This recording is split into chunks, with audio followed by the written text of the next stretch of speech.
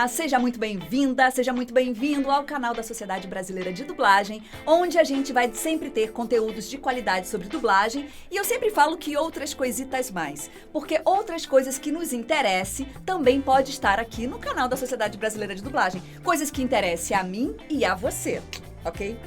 E hoje eu vou falar sobre 3 coisas que sempre me perguntam, ou que sempre falam comigo, ou que sempre as pessoas me abordam, seja pessoalmente, seja na internet, de qualquer forma. Então, vamos lá.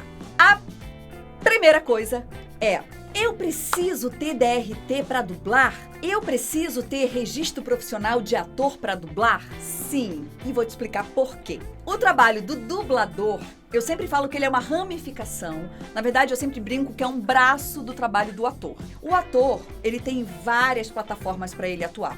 Ele pode trabalhar no teatro, na TV, no cinema, dando aula, sendo palhaço, clown, dublando, fazendo voz original, tem atores que vão para locução, vão para narração. Então, assim, tudo isso está dentro da panela do trabalho do ator, entendeu? Porque a dublagem é, na essência, trabalho de ator. Porque eu sou uma atriz que tô dentro de estúdio, tô indo lá dublar uma outra atriz. E aí é como se, meus alunos já sabem disso, já falei isso aqui no canal, é como se saísse um cordão umbilical do meu umbigo e fosse até o umbigo da atriz que eu tô dublando. Então, assim, é trabalho de ator puro, na marra, na raiz, é roots. Não tem como você dublar se você não for ator profissional. Agora, se você quiser fazer curso de dublagem e sem ser ator, claro que você pode. Foi isso que eu fiz, inclusive, quando comecei. Eu era professora do estado, e aí comecei a fazer curso de dublagem, me encantei, vi que eu levava maior jeito, falei,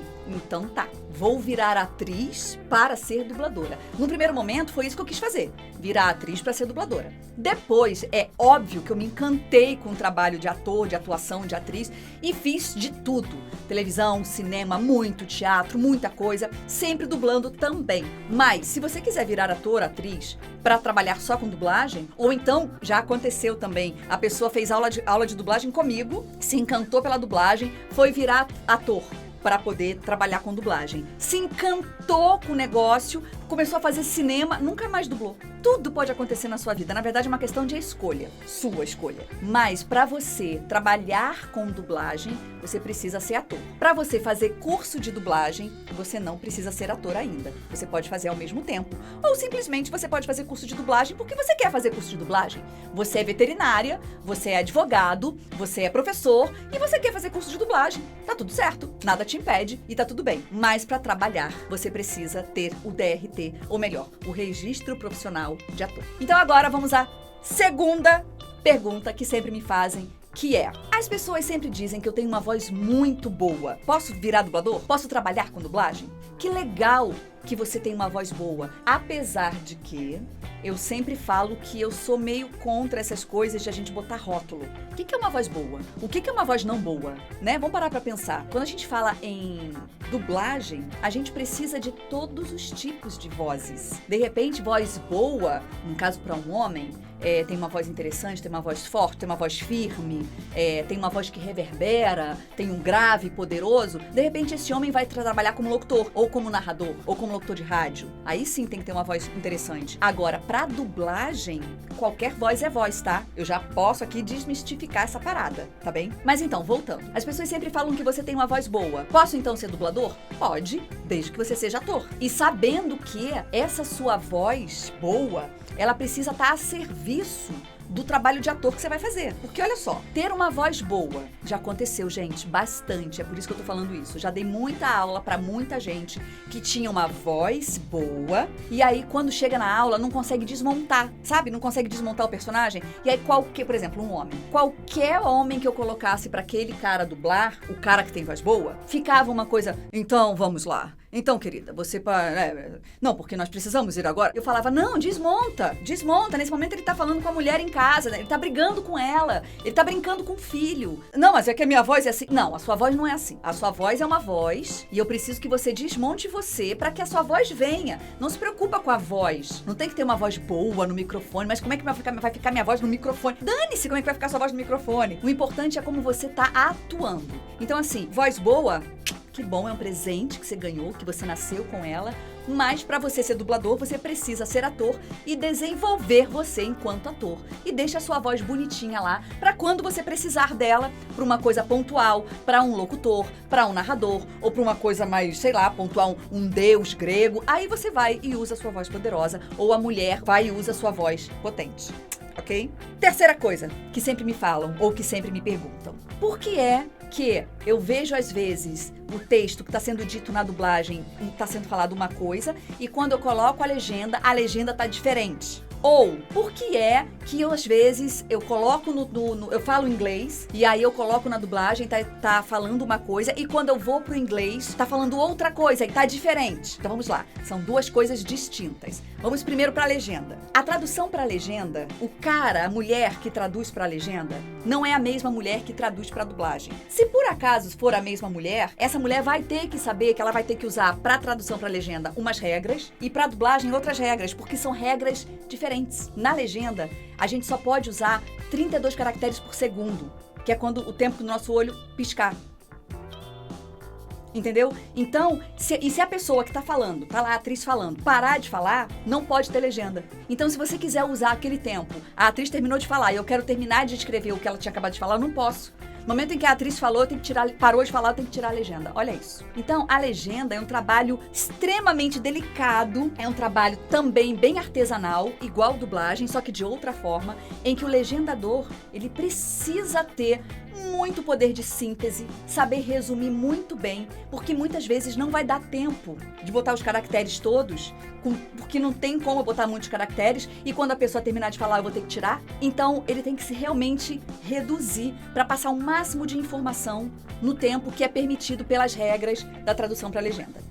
Na dublagem, eu posso falar exatamente o que está sendo dito. Então, assim, na dublagem, se a pessoa tá repetindo palavra, tá gaguejando, tá chorando, fala uma frase, aí fala outra, aí fala depois a mesma frase. Na dublagem, a gente faz exatamente igual. Porque a gente tem que ser fiel ao que o ator tá dizendo. Percebe? É outra tradução. E, voltando agora, no outro aspecto que é, eu coloco no inglês, tá falando uma coisa. Eu coloco em português, tá falando outra coisa. Bom, antigamente, eu tô dizendo aí até 2000 e pouquinho, quando a internet não existia ou quando estava começando a existir, existia uma coisa que nós atores ou os escritores ou os poetas chamam de licença poética, que é, tá passando lá, o cara tá falando alguma coisa. E aí, isso antigamente, tá, gente? Ele tá falando de um comediante americano muito famoso nos Estados Unidos. Mas o público brasileiro não conhece esse cara. Se a gente falar o nome desse cara, ninguém vai saber. Estamos falando de uma época sem internet. Não tinha como pesquisar. As pessoas não tinham acesso a canais fora. As pessoas só assistiam um canal em outro país se as pessoas fossem visitar os outros países. Mas se tivesse no Brasil, não tinha como assistir um canal dos Estados Unidos, da Inglaterra, da Espanha. Não tinha. O que os diretores de dublagem, os tradutores para dublagem e os dubladores faziam? Trocavam por uma pessoa que tivesse aqui no Brasil, que tivesse mais ou menos o mesmo perfil daquele humorista americano que estava sendo dito lá que ninguém conhecia. E aí daí vinham piadinhas falando sobre, por exemplo, no filme As Branquelas. Coloca aí pra mim de que ano, coloca aí, Glauco, meu maravilhoso editor. Que ano que foi o filme As Branquelas? Naquela época, a gente podia ter essa licença poética. Então, naquela época, falou-se na dublagem do programa do Ratinho, por exemplo. Peraí, isso aqui tá parecendo o programa do Ratinho? Hoje, isso seria impossível. Hoje não, já há algum tempo. Por quê? Porque hoje em dia tem internet. Então, se o cara lá tá falando no original do filme sobre Jimmy Fallon, que é um humorista que tem um programa de televisão há muitos anos nos Estados Unidos, aqui no Brasil, muita gente já conhece Jimmy Fallon. E quem não conhece, pode dar um Google, pode parar o filme, pegar o celular. Ah, tá, sei que é. Então, assim, hoje em dia, isso não acontece mais. Ou melhor, não é pra acontecer. Porque quando a gente faz uma adaptação da dublagem, até porque dublagem é versão brasileira e não tradução simultânea. Que existe uma adaptação? Existe. A gente está adaptando para o mercado brasileiro. Maravilha. Mas não é que eu vá trocar tudo. Eu posso adaptar, por exemplo, se o cara lá tá falando sobre o governador de Illinois, e aqui no Brasil ninguém sabe quem é o governador de Illinois, e nem faz ideia ideia qual foi o escândalo que teve com o governador de Illinois, eu posso fazer uma piada falando sobre governo, sobre escândalos no governo. Mas eu não preciso falar, de repente, o nome do governador de Illinois. Isso seria uma pequena adaptação permitida, possível, na dublagem de hoje em dia. Antigamente existiam essas trocas absurdas, falando de Xuxa. No Primo Cruzado tem uma cena inteira que ele canta Hilarie. E tá na hora, tá na hora! E tá na hora de brincar! E pula, pula, bole, bole! E embolando sem parar! Hilari, hilari, oh, oh, oh! Hilari, hilari, oh! Ei, ei, ei! Hilari, hilari, Zeca, oh, oh, oh! Zeca, Hilari, hilari, ei! se quiser que eu seja feliz, pare de cantar. É lindo, é genial para aquela época. Estamos falando do início dos anos 90. Isso hoje em dia, falar de Xuxa e Hilarie numa dublagem seria impossível. Então são épocas diferentes na dublagem. Antigamente tinha isso e era permitido e era legal. Hoje em dia não se tem mais, não é permitido, não é legal, porque o telespectador tem que ter acesso ao projeto na sua versão original, exatamente com o que está sendo dito. Se tem alguma coisa trocada para uma adaptação abrasileirada, e quando passa do ponto isso, todo mundo cai em cima. Não só os telespectadores, como os profissionais da dublagem. Fala, poxa, errou a mão. Não precisava ter trocado. Era uma leve adaptação, mas não tinha que ter trocado tudo. Então, hoje em dia, isso não é mais permitido, nem é mais legal, nem bem visto. Então tá, essas foram as 3 coisas que vocês sempre me perguntam, ou na vida ou na internet. Fica aqui no canal da SBD. Faz o seguinte, pega esse canal e manda pra alguém que ainda não conhece, não me conhece ou não conhece a Sociedade Brasileira de Dublagem e que gosta de dublagem ou sobre esses assuntos aqui. Manda pra essa pessoa, porque eu tenho certeza que essa pessoa vai te agradecer pro resto da vida. Lá no sininho.